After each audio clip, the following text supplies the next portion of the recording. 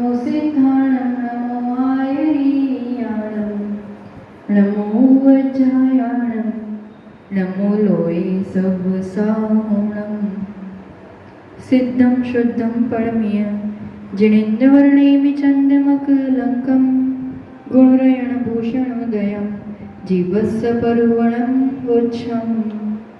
पंच परमेष्ठी भगवान की, तपस्वी सम्राट आचार्य सन्मति सागर जी महाराज की, चतुर्थ पट्टाधीश अभिक्षण ज्ञान उपयोगी ममप्राण गुरु श्रेष्ठ आचार्य भगवान सुनील सागर जी गुरुदेव की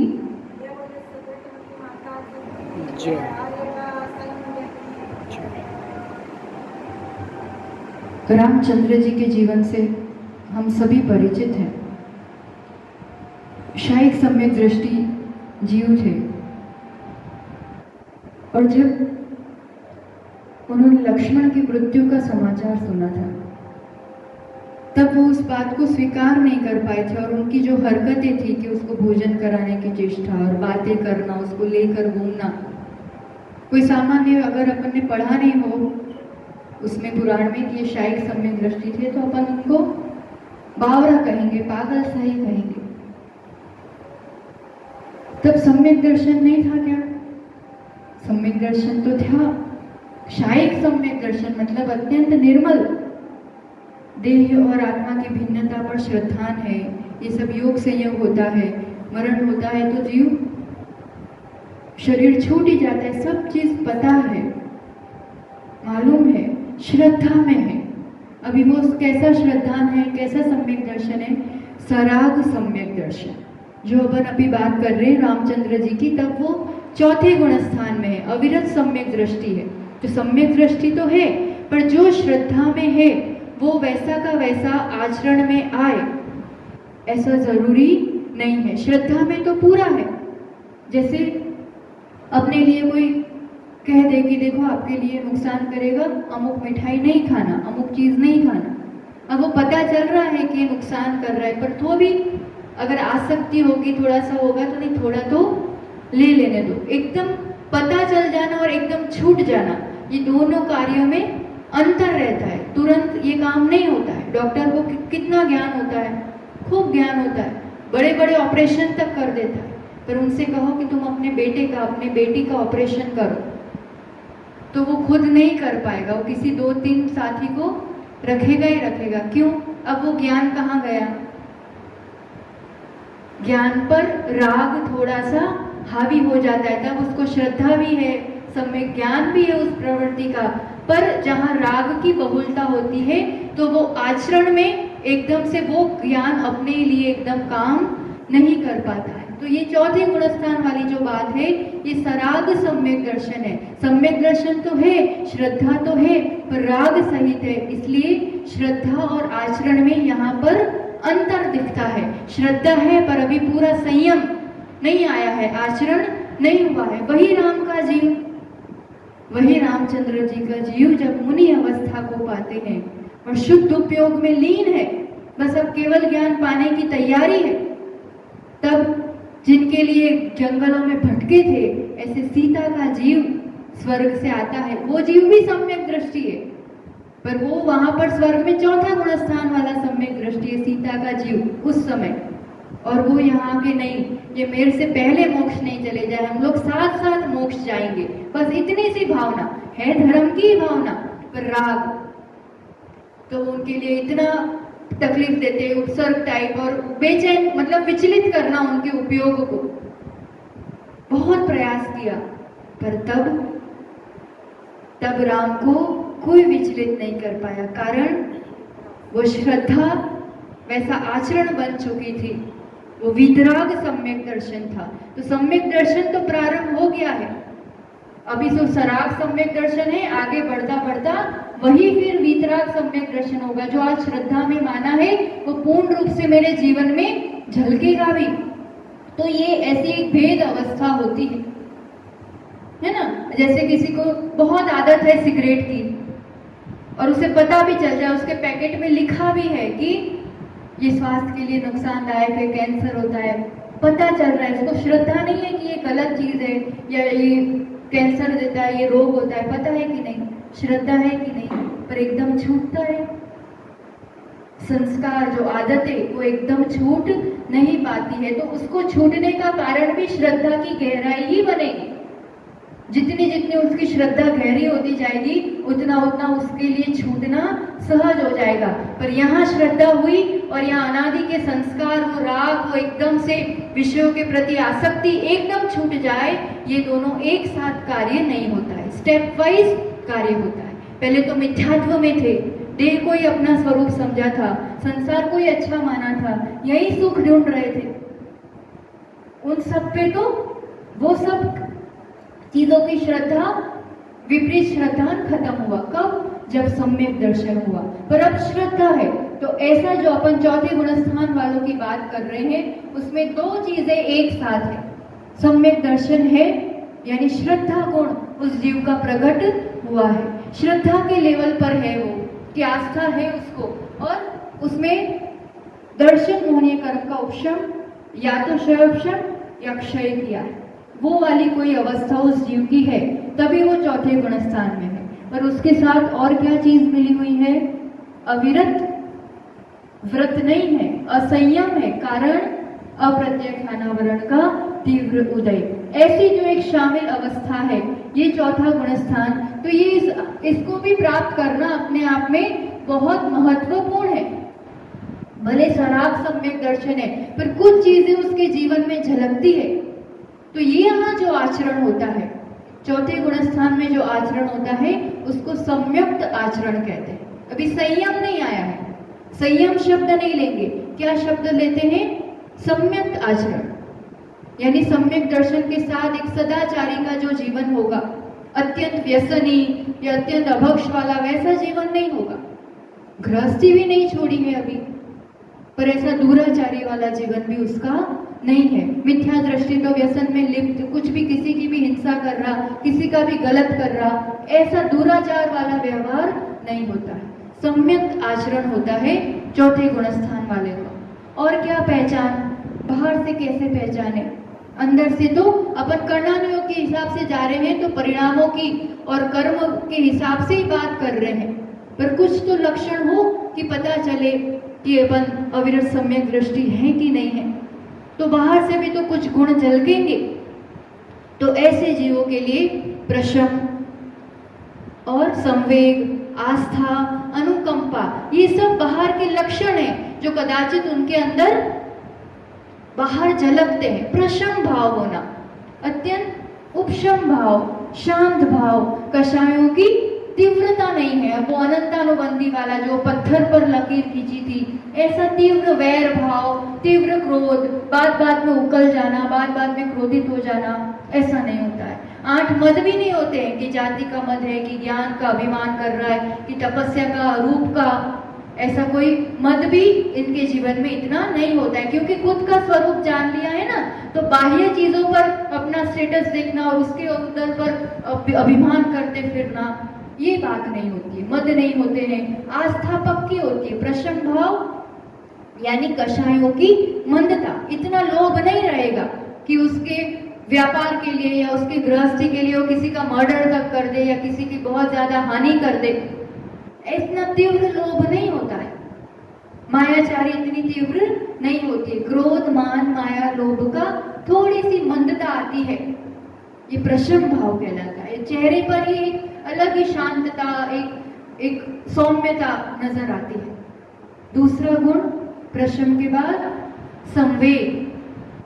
संवेग यानी 2 तरह से होता है, एक तो धर्म के प्रति अनुराग बढ़ना और संसार के प्रति वैराग्य, उदासीनता भाव। अब संसार में उसको इतना रस नहीं है, रुचि नहीं है, इच्छा नहीं है। पूर्व का अकाउंट है, वो सब पूरा तो करना पड़ेगा।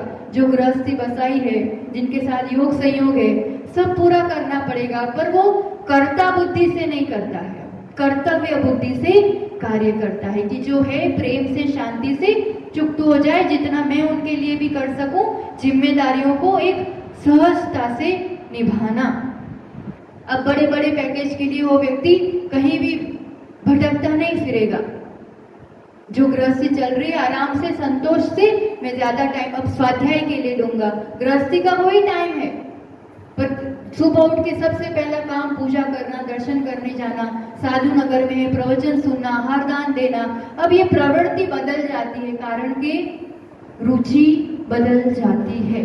रुचि बदलने से, प्राथमिकता बदलने से अब वो दोपहर का फ्री टाइम होगा तो सोएगा नहीं, स्वाध्याय करेगा। रात को रात्रि भोजन का त्याग कर लिया है, सामान्य श्रावक जीवन तो होगा ही होगा इसका। बड़े व्रत नियम संयम की बात आती है ना तो घबरा जाता है, नहीं नहीं नहीं, मेरे सामने नियम की बात मत करो, मैं खूब भक्ति करूंगा, खूब सेवा करूंगा।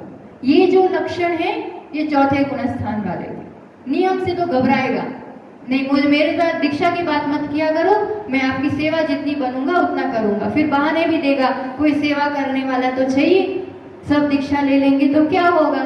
पर कहीं ना कहीं ये जो लक्षण है ये अप्रत्याख्यानावरण कर्म बोल रहा है, क्योंकि नियम अभी नहीं सुहारा है, पर श्रद्धा पक्की है। आपके साथ में चलूंगा, आपके साथ पूरी सेवा करूंगा, कुछ कमी नहीं होने दूंगा।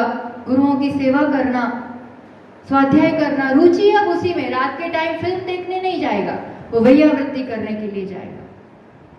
इतना फर्क उसके जीवन में आया है। ये संवेग भाव, प्रशम, संवेग, फिर आस्था। आस्था श्रद्धा तो इसमें तो कोई दो राह नहीं, उसकी पक्की है।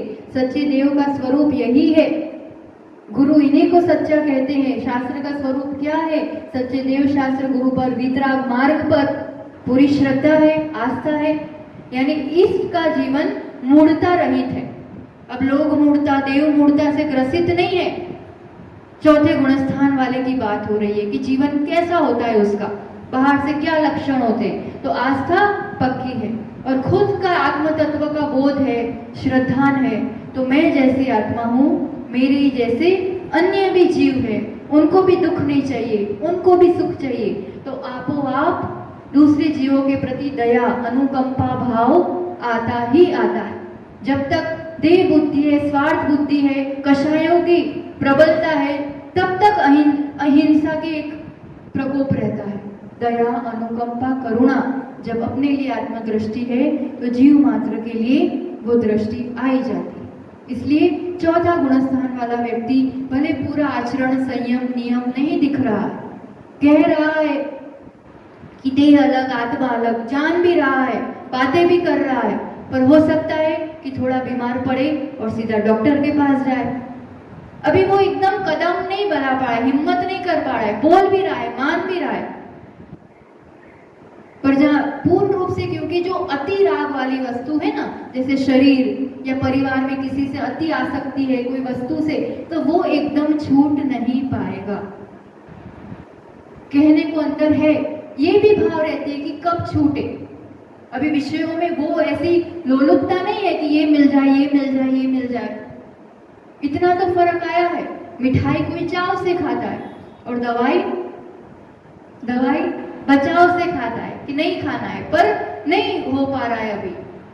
तो रोग थोड़ा शमन हुआ है, मिथ्यात्व गया है, पर अभी अप्रत्याख्यानावरण, ये सब भी सर्वघाती कषाय है ना, तो ये बड़ी है, यानी कुछ जीता है और बहुत कुछ अभी शेष है। पर जो जीता है ना वो बहुत महत्वपूर्ण है और सबसे बलवान है।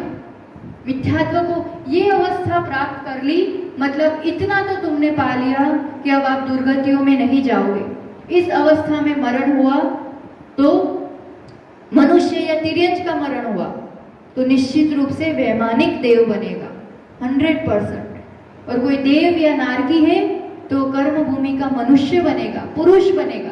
अब स्त्री पर्याय नहीं मिलती, नपुंसक नहीं मिलती, विकलांग नहीं, गरीब नहीं, कोई अच्छे पद पर ही वो सुशोभित होता है। तो इसकी महिमा समझ के ये प्राप्त करना, और सबसे बड़ी बात, प्राप्त तो कर लिया मान लो, पर इसको मेंटेन रखना, इसकी सुरक्षा रखना इस गुणस्थान की, क्योंकि क्षोभम बना करके रखना ये बने बनाया मार्ग नहीं है, कोई आगे कर नहीं देगा आपके लिए, खुद से ही करना पड़ेगा। ये खुद का पुरुषार्थ है। इसलिए एक लक्ष्य और एक भावना होनी चाहिए कि ये प्राप्त हो और ये अवस्था मेरी बनी रहे। ये बनी रहेगी तो आगे भी बढ़ोगे 100%, पर पहले ये गुणस्थान तो बना रहे। और ये बने रहने के लिए द्रव्य, क्षेत्र, काल और भाव, इसका भी सही चयन होना चाहिए, क्योंकि अपन ऐसे काल में है, इस रूप के परिवेश में है कि बाहुलता मिथ्यात्व की ही है। चारों तरफ लोग ज्यादा से ज्यादा रागी, द्वेषी, मोही ही दिखेंगे और सब उसी तरफ खींचने वाले मिलेंगे। अपना जीवन कुछ अलग भी निखरता दिखेगा तो सबको लगेगा ये तो अपन ऑड मैन आउट लगते हैं। सम्यक दृष्टि जीव आज के काल में इस संसार में ऑड मैन आउट है, पर ये ऑड मैन आउट होना ही सही है। द्रव्य कैसा चुनना? संगति। संगति ऐसी चुनो कि आपके धर्म ध्यान में वृद्धि कराए, लोभ लालच में ना ले जाए, कुदेव आदि के वहां ना ले जाए, बहुत ज्यादा ऐसी जगहों पे घूमने फिरने में और मौज मस्ती में, व्यसनों में, पैसा बर्बाद करने में ही रुचि ना रखता हो। आपके साथ धर्म ध्यान में आए, विधान करे, पूजा करे, आहार देने आए, यात्रा करने आए, कुछ तत्व चर्चा करे। प्रवचन सार में बहुत अच्छी बात कही है कि व्यक्ति को बढ़ना है, अगर गुणवान बनना है ना, तो अपने समान और अपने से अधिक गुणवानों की ही संगति करना चाहिए। कुंद आचार्य की बहुत बढ़िया गाथा है। क्या कहा? अपने समान गुणवान या अपने से अधिक गुणवानों की संगति करना चाहिए। तो हम अपने समान सम्यक दृष्टि श्रावक या फिर ऐसे सम्यक दृष्टि त्यागी, व्रती, साधु, उन्हीं की संगति करेंगे। और अपने नगर में अधिक से अधिक साधु का समागम मिले, हम भी कहीं जाए, वेकेशन मिले, थोड़ा टाइम मिले, हम साधु संगति में जाकर के रहे, तो ये मेंटेन हो सकता है। बाकी मुश्किल है। तो ऐसे द्रव्य की पसंदगी, फिर ऐसा क्षेत्र मतलब जहां धर्म की प्रवृत्ति हो, इस टाइप का। बहुत अहोभाग्य है अपना कि अपन इस भरत क्षेत्र के आर्यखंड में जन्मे और म्लेच्छ खंड जैसी प्रवृत्तियां हुई और बड़े बड़े पैकेज के लिए बहुत ज्यादा बढ़ गया आजकल कि फॉरेन जाना, बड़ी पढ़ाई करना, फिर वहां उस बहाने से जाते हैं और वहीं सेटल हो जाते हैं। या माँ हाथ में गिलास भी पानी देती है और वहां भले किसी की चाकरी करनी पड़े, वेटरगिरी करनी पड़े, कुछ भी करना पड़े। क्षेत्र छोड़ दिया हमने धर्म ध्यान का, मतलब समझो सम्यक का तो पूरा ही नाश कर लिया। अब अभी जो दुर्लभता से उपलब्ध हुआ है उसका सदुपयोग नहीं करा तो आगे भी मार्ग नहीं बनेगा। जो वहां है वो तो यहाँ है, पर जो यहाँ है वो देश, ऐसा गुरु, ऐसा समागम, ऐसा धर्म का माहौल वहां बिल्कुल भी नहीं है।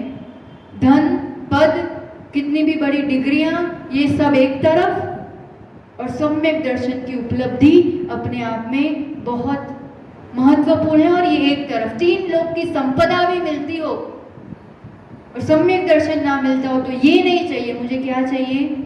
सम्यक दर्शन।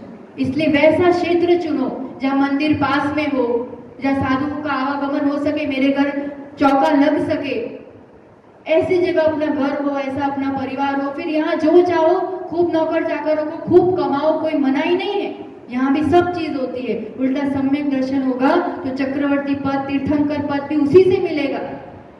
और ये ऐसा क्षेत्र छोड़ दिया कहीं पैसों के लोभ में या इस रूप से, तो वो भी कितने समय रहेगा? जब तक पूर्व का पुण्य होगा, फिर वो भी जाएगा और गति भी जाएगी। इसलिए द्रव्य, क्षेत्र, काल, समय भी वैसा। अभी जो पंचम काल है वो तो है, पर अपने लिए चौथे काल के समान है, क्योंकि मुझे सच्चे देवशास्त्र, गुरु, वीतराग, जन्मबिंब सब मिला है।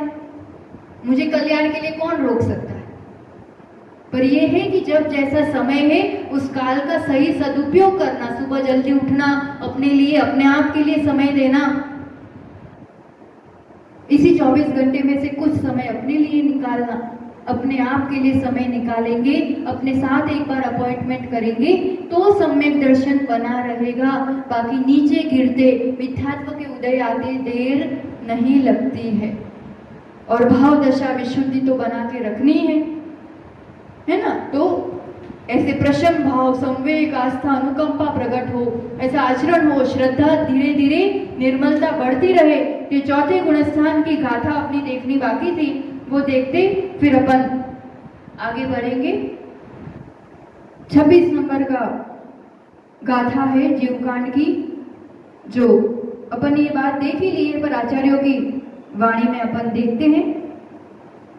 सद्धर्णम ऊसम दो ऊसम सम्मोखया उखयोय विदिये कसाय दया दो असंज दो दिसमय। और उसके ऊपर लिया था सम्मत देश घादे सुदियादो वेद गम हवे सम्मम चलमल मगाढ़म तम नित्यम कम मखड़वण हेतु। ये तीनों सम्यक दर्शन की बात की कि सातों प्रकृतियों के उपशम दो, उपशम से, या तो सातों प्रकृतियों की क्षयो क्षय से, या फिर सम्मत देश घादी उदयो, सम्मत प्रकृति जो देश घाती है उसके उदय से। ये तीनों में से कोई भी सम्यक दर्शन अगर होता है, उपशम, क्षय और क्षोपशमी, ये तो सम्यक दर्शन है। पर विदेय कषाय उदयादो, विदेय यानी दूसरे नंबर की कषाय, दूसरे नंबर की कषाय कौन सी है? अप्रत्यक्षानावरण। उसके उदय से असंजदो, असंयम भाव भी जिसमें है, ऐसा जो गुणस्थान है उसको अविरत सम्यक दृष्टि गुणस्थान कहा है। सम्यक दर्शन की अपेक्षा तीन में से एक सम्यक दर्शन, और संयम की अपेक्षा असंयम, क्योंकि अप्रत्यक्षानावरण है। अनंतानुबंधी को जीता है तो सम्यक आचरण तो है, पर संयम अभी जीवन में नहीं है। तो उसी के लिए और आगे श्रद्धा गुण की यहाँ प्रबलता है, प्रमुखता है, उस बात को यहाँ पर कह रहे हैं।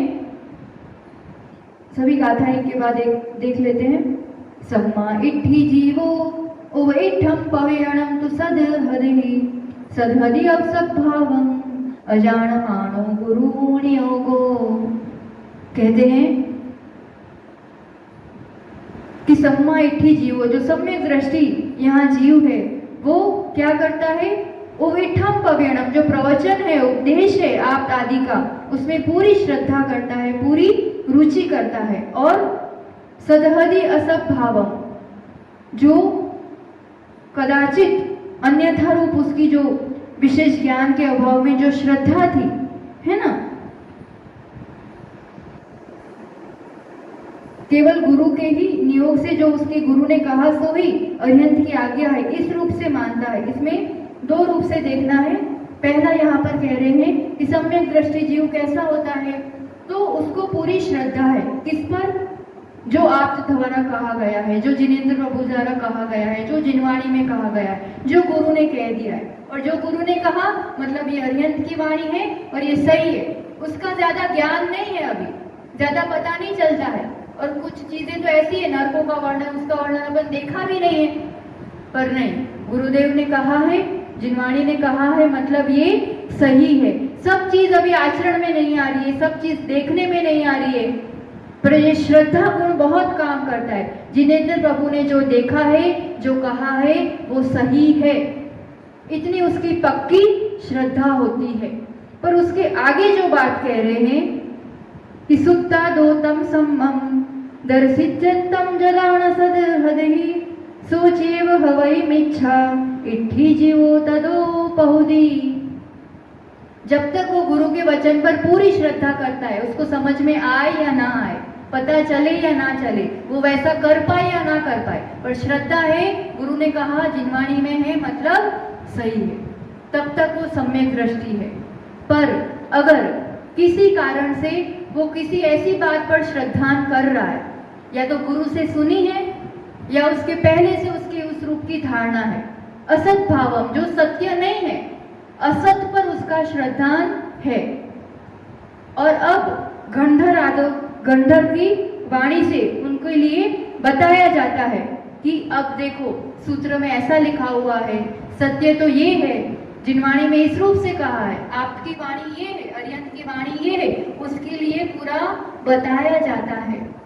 फिर भी अगर वो हट करता है कि नहीं, मैंने जो मेरे जो है यही सही है, अगर वो इस रूप से करता है तो वो उसी क्षण मिथ्या इट्ठी, वो मिथ्या दृष्टि हो जाता है। कहने का मतलब यह हट काम नहीं करती है, असत दर्शन काम नहीं करता है। असत्य भी कदाच है, सही भी नहीं है, पर जब तक उसके लिए है कि हाँ गुरु ने कहा है, देव शास्त्र गुरु ने जो कहा है वो सही है, फिर सही बताने पर भी अगर वो नहीं माने, कदाचित किसी गुरु से सुन लिया है या खुद की असत धारणा है, पर सत्य बताने पर भी, गंधर की वाणी बताने पर भी वो नहीं माने, तो वो चौथे गुणस्थान से सीधे मिथ्यात्व में आ जाएगा। मतलब सब पूरा रोल इसमें श्रद्धान का है। श्रद्धा पक्की बनी रहनी चाहिए, किस पर? सच्चे देव शास्त्र गुरु पर, उनकी वाणी पर और अपने आत्मा के अस्तित्व पर। इतना चीज पक्का होना चाहिए। इतनी बात पक्की हुई तो फिर अब ऐसा जीव, इसमें चारों गति के जीव होते हैं, ठीक है, पर देव और नारकी के लिए यही स्टॉप हो जाता है।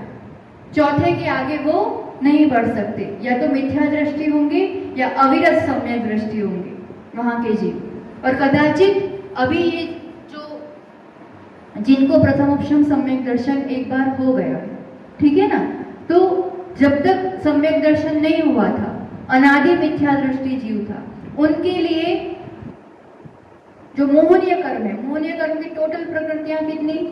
28, ठीक है, पर सम्यक और सम्यक मिथ्यात्व का बंध नहीं होता है, वो बंध योग्य प्रकृति नहीं है। तो अनादि मिथ्या दृष्टि जीव को कितनी प्रकृतियों का बंध हो रहा है?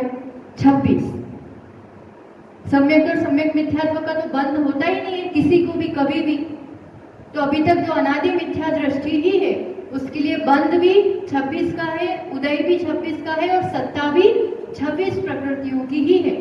फिर प्रथमोपशम सम्यक करने पर अब वो जीव 28 प्रकृति का सत्ता वाला हो जाता है, क्योंकि मिथ्यात्व के उस समय 3 टुकड़े हो जाते हैं। तो अब वो जीव 28 प्रकृति की सत्ता वाला, वो सादी मिथ्या दृष्टि जीव है।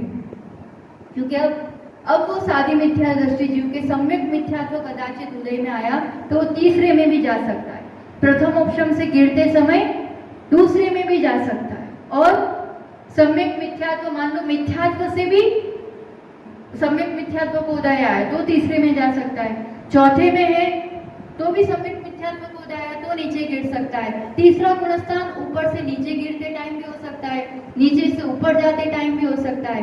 पर ये नारकी और देव, इन 2 पर्याय में ये 1 2 3 4 ये गुणस्थान रह सकते हैं। यहाँ रहेगा, नीचे जाएगा, थोड़ा ऊपर चढ़ेगा, इन्हीं में खेलना होता है उनका, है ना। इसके ऊपर नहीं जा सकते क्योंकि वहां बिल्कुल भी संयम नहीं है। मतलब उनके अप्रत्याख्यानावरण का तीव्र उदय चलता ही रहता है, मान लो सम्यक दर्शन है तो भी, ठीक है। अब बात आई मनुष्य और तिर्यंच, ये 2 गति की। तो इसमें अब थोड़ा पुरुषार्थ जग सकता है। अब ये जो अविरत सम्यक दृष्टि जीव है, क्योंकि सम्यक दर्शन है तो धीरे धीरे श्रद्धा दृढ़ होती जाती है और फिर वैसी संगति में रहता है, धर्म ध्यान के माहौल में रहता है, साधु त्यागी व्रति के साथ रहता है और विषय भोगों से अरुचि बढ़ती जाती है।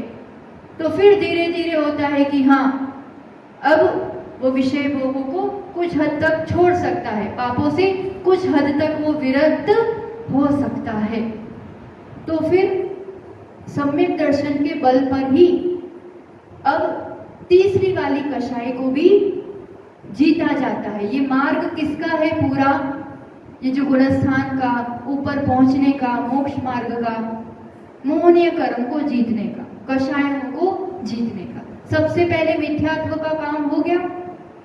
अब एक एक करके कषाय। तो अब अप्रत्याख्यान वर्ण है जब तक, तब तक संयम नहीं हो सकता, तब उसका भी उपशम करना पड़ेगा। उसका अभी क्षय नहीं होगा, अभी किसी का भी क्षय नहीं हुआ है ना। ये भी यहाँ भी प्रकृतियां पड़ी है, मिथ्यात्व, अनंतानुबंधी सभी। अगर क्षोभशम सम्यक दृष्टि है तो अभी सत्ता में तो है, पर विशुद्धि के बल पर क्षोभशम बना रखा है। अब अप्रत्याख्याना वर्ण का भी क्या करना पड़ेगा? उपशम करना पड़ेगा। वही उद्याभावी क्षय और सदअवस्था रूप उपशम, वैसी वाली अवस्था करेंगे, उसको उदय में नहीं आने देंगे। अगर उसको उदय में नहीं आने देंगे तो फिर उसका प्रभाव नहीं रहेगा, तो फिर जीवन में देश संयम प्रवेश करता है। सब क्रमिक है, एक एक कषायों को जीतने का मार्ग है। पहले सम्यक दर्शन हुआ, फिर देश संयम। देश संयम यानी एक देश संयम उसके जीवन में होता है। तो किस रूप से होता है ये? चौथे से कोई जीव चढ़ करके पांचवे में जाता है ना। अभी किसकी बात चल रही थी? अविरत सम्यक दृष्टि की। ये एकदम डन हो गया, श्रद्धा में उसका पक्का है, पर अभी व्रत संयम नहीं है, अत्यंत थोड़ी राग अवस्था के कारण। अब चढ़ाई आगे ऊपर करनी है, तो एक और कषाय को, जिसका अभी उदय चल रहा था, उसका भी अब शोभशम होता है। तो फिर जीवन में देश संयम आता है। देश संयम मतलब एक देश संयम, यानी कुछ तो संयम है और कुछ असंयम है, दोनों वाली अवस्था यहाँ पर होती है। आचार्यगण क्या कह रहे हैं अपन देख के फिर उसको समझते हैं। पच्छा खाणोदयादो संजम भावो न होदि नवरिंतु थोवदो होदि तदो देशवदो होदि पंचमो। पंचम गुणस्थान 30 नंबर की गाथा में कह रहे हैं पच्छक खाण उदयादो। अब किसका उदय है? प्रत्याख्यानावरण का। अब प्रत्याख्यान को जीत लिया, मतलब संयम हो सकता है, पर प्रत्याख्यानावरण, प्रत्याख्यान का अर्थ संयम, नियम, तो प्रत्याख्यान पर आवरण डालने वाला अभी कर्म का उदय है, इसलिए सकल संयम नहीं हो सकता। पर अप्रत्याख्यान को जीत लिया है तो कुछ अंश में संयम हो सकता है ना। प्रत्याख्यानावरण का काम क्या है? सकल संयम नहीं होने देना, महाव्रत नहीं होने देना, पूर्ण संयम नहीं होने देना, ये प्रत्याख्यान का काम। तो अभी प्रत्याख्यान का उदय चल रहा है 5वें गुणस्थान में, तो सकल संयम नहीं है अभी इस गुणस्थान में, क्योंकि प्रत्याख्यान का उदय है, पर अप्रत्याख्यान को जीत लिया है, इसलिए थोड़ा संयम जीवन में हो सकता है। अप्रत्याख्यान मतलब बिल्कुल भी संयम नहीं हो सकता इसके उदय में।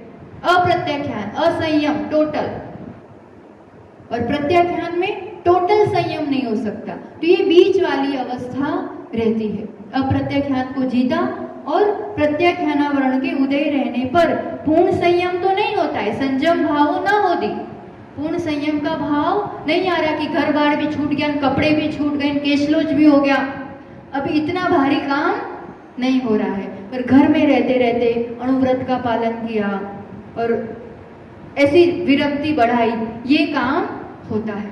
तो संयम भाव ना होती, पर थोवदो होती, थोड़ा सा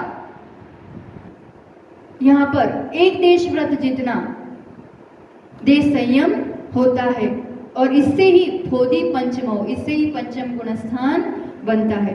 तो किसका विरक्त भाव किसका है और संयम भाव कौन सा और असंयम भाव कौन सा, अपन देखते हैं।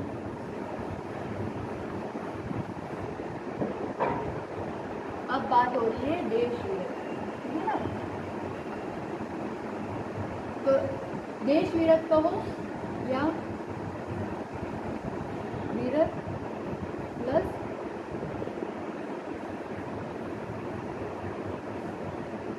अविरक्त। विरक्त तो है एक देश, पर एक देश है तो कुछ देश नहीं भी तो है ना, पूरा संयम नहीं है यहाँ पर। तो ये किस वजह से है और ये किस वजह से है? विरक्त किससे है और अविरक्त किससे है? हाँ, बात करता है ना। पूर्ण संयम मतलब व्रत, व्रत शब्द का डेफिनेशन बताओ हमको। विरत से, विरत यानी व्रत, व्रत मतलब व्रत किसे कहते हैं? व्रत यानी विरक्त होना। किससे विरक्त होना? 5 पापों से विरक्त होना, ये व्रत कहलाता है। तत्वार सूत्र में सूत्र ही आता है पूरा। तो 5 पापों से विरक्त होना व्रत है। अब यहाँ कुछ अंश में विरक्त है, यानी 5 पापों से विरक्त भी है, और कुछ अंश में नहीं है, दोनों चीज एक साथ है। तो कैसे है? तो यहाँ पर कह रहे हैं जो तस्वहाव विरदो अविरदो तहे यथावर वहादो एक समयम में जीवो विरदा विरदो जिणे कमई। दोनों भाव एक साथ, विरदा अविरत, विरक्त और अविरक्त। तो किससे? तस फिर दो। किससे? त्रस्त जीवों की हिंसा से विरक्त है। इस रूप से 5 पापों से वो विरक्त है। त्रस्त जीवों का घात नहीं करेगा, क्योंकि अनुकंपा बढ़ती है, दया बढ़ती है, तो अहिंसा जीवन में आती ही आती है। अब वो झाड़ू लगाएगा पर ध्यान रखेगा कि चींटियां नहीं मर जाए। अब वो अब गृहस्थी है मान लो, तो रसोई बनानी पड़ेगी, पानी का उपयोग भी करना पड़ेगा, अग्नि, वायु, जल सभी का उपयोग होगा। तो वो है, तब तक आप कुछ भी नहीं कर सकते क्या जीवन में? जब घर छोड़ेंगे तभी सब कुछ होगा क्या? तो ऐसा नहीं है। जिनेंद्र प्रभु की बहुत कृपा है, जो जिस अवस्था में है ना, वहां पर भी मार्ग बनाया है उनके लिए। मोक्ष मार्ग अविरल चलता रहता है। आपको रसोई करनी पड़ेगी, कपड़े धोने पड़ेंगे, जल, अग्नि, वायु, वनस्पति, भोजन करोगे, सब उपयोग होगा। तो एक ही इंद्रिय का घात हो जाए कोई बात नहीं, उस अपेक्षा से अविरत हो आप, वो पूरा त्याग नहीं हुआ है। स्थावर जीवों का घात कदाचित हो सकता है, पर त्रस्त जीवों से तो बच सकते हैं ना। त्रस्त जीवों के घात से बच गए मतलब महान पाप से बच गए अपन। तो त्रस्त जीवों का घात नहीं होगा, चूहे को नहीं मारेंगे, चिपकली या किसी भी इस रूप से लर्ड पीपल जो अनाज में जीव पड़ जाते हैं उसका घात नहीं होगा। इस रूप से व्हीकल चलाते, सब चीज में अब सावधानी बढ़ गई, सजगता बढ़ गई, क्योंकि ये जीव सम्यक दृष्टि है कि नहीं है? 5वें गुण स्थान वाला सम्यक दृष्टि तो है, अपनी आत्मा के कल्याण की फिक्र भी है, हित की भावना भी है, तो उसका बोझ नहीं बढ़ाएगा, वो पाप नहीं बढ़ाएगा। खुद के हित के साथ अपन गाड़ी चलाते हैं, ब्रेक लगाते हैं, है ना? गाड़ी ब्रेक वाली चलाते हैं कि बिना ब्रेक के चलाते हैं? ब्रेक वाली चलाते हैं, है ना? तो ब्रेक चलाते हैं तो अपन को लगता है अपनी सुरक्षा होगी, फिर अपने साथ जो आसपास है उसकी भी सुरक्षा हो ही जाती है ना। हम अपने आत्मा की फिक्र करेंगे, उसके लिए अहिंसा आदि का पालन करेंगे, तो उसके लिए दूसरे जीवों का अपने आप सुरक्षा हो ही जाएगी और करेगा ही वो जीव।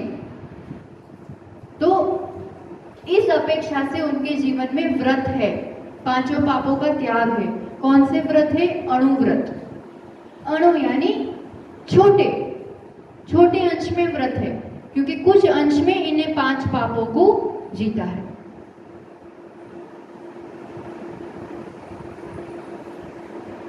और अविरत क्यों है?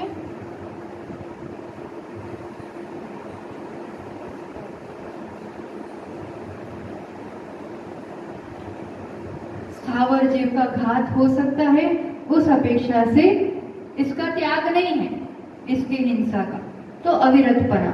और त्रस्त जीव का हिंसा का त्यागी है, त्रस्त जीव की हिंसा का त्यागी। और यहाँ स्थावर जीव का घात हो सकता है, या हिंसा नहीं। इतनी अवस्था समझ में आई, पर इसमें दोनों में सम्यक दर्शन तो है ही, ठीक है ना? सम्यक दर्शन अब रहेगा आगे तक। सम्यक दर्शन के साथ अब ये एक प्रोग्रेस हुआ, आगे बढ़ा वो। पहले बिल्कुल अविरत सम्यक दृष्टि था, उसकी जगह अब विरत अविरत दोनों भाव उसके जीवन में आए, क्योंकि अप्रत्याख्यान को उसने जीता। तो अब इसमें किस रूप की अवस्था बनती होगी? अब अविरतपना क्यों है? क्योंकि प्रत्याख्यान का उदय है, वो आगे नहीं बढ़ने दे रहा है, वो पूरा संयम नहीं आने दे रहा है। किसकी उपस्थिति? प्रत्याख्यानावरण की। उदय किसका चल रहा है यहाँ पर?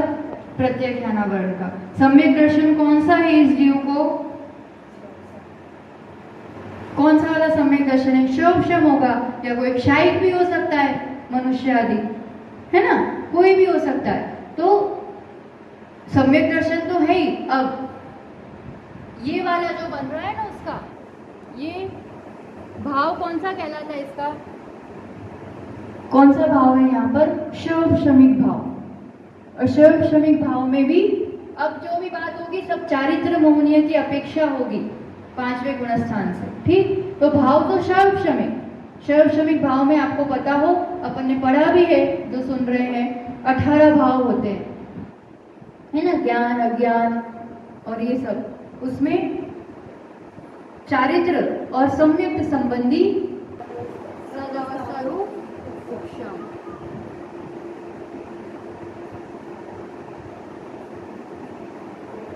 ये कहीं पर भी लगाना पड़ेगा, जहां जहां क्षयोपशमिक भाव आएगा। क्षयोपशमिक भाव मतलब उद्याभाविक क्षय और सदवस्था रूप उपशम। किसका? जिसको उदय में नहीं आने देना है, सत्ता में है पर उदय में नहीं आने देना है, उनका उद्याभाविक क्षय और सदवस्था रूप उपशम होगा। और जिनका उदय चल सकता है, जिनके उदय से वो गुणस्थान बना रह सकता है, उस रूप में उदय होगा। ये क्षयोपशमिक अवस्था होती है हमेशा। उदयाभाविक क्षय, सदवस्था रूप उपशम, उदय। अब किसको किस कैटेगरी में फिट करना, ये तो उदयाभाविक क्षय होगा अनंतानुबंधी और अप्रत्याख्यान का। उन्हीं का सदवस्था रूप उपशम यानी भविष्यकालीन निषेकों की उदीर्णा नहीं होगी।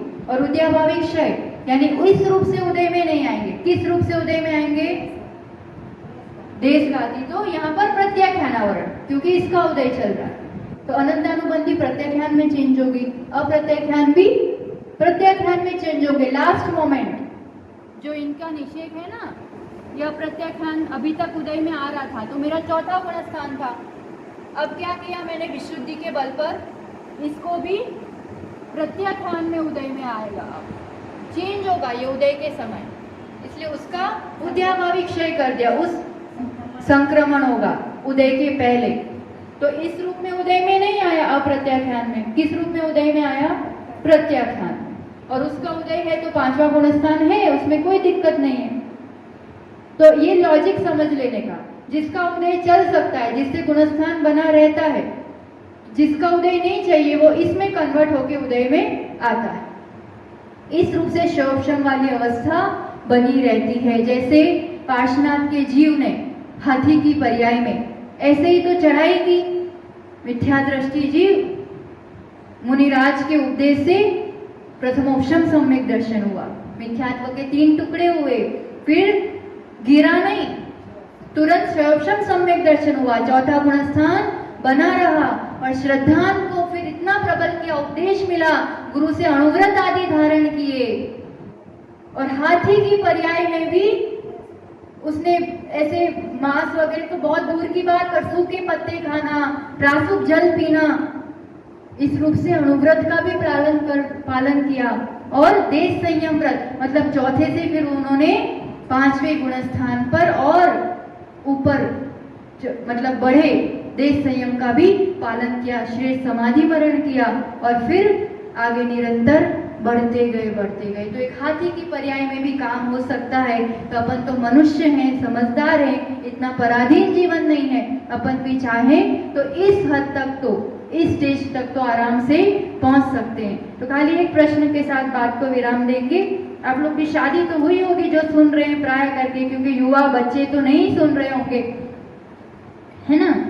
तो शादी हुई कि नहीं हुई वो इम्पोर्टेंट नहीं है, पर शादी मिथ्या दृष्टि हो जाए तो भी जीवन में बहुत बड़ी उपलब्धि है। एक दिन शादी मिथ्या दृष्टि होगा तो सम्यक दृष्टि भी होगा, देश संयम भी आएगा और आगे के गुणस्थानों को भी पार करेगा। तो ये शादीपना, सदियों का बंधन छूटना चाहिए। ये ज्ञान प्राप्त कर रहे हैं तो अपने आप का अवलोकन भी करें और मैं कहाँ चूक रहा हूँ और कितना ऊपर चढ़ सकता हूँ, ये अवश्य अवलोकन करें। 100वें माले पर जीने से ही जीवन का स्टेटस नहीं है, ये गुणस्थान ऊपर चढ़े ना तो जीवन की सार्थकता और सफलता है। तो इसी भावना के साथ जय बोलो आचार्य रोगन सुनील सागर जी गुरुदेव की, जिनवाणी के ज्ञान से सूझे लोकालोक, सोवाणी मस्तक नमो सदा देता हूँ दो।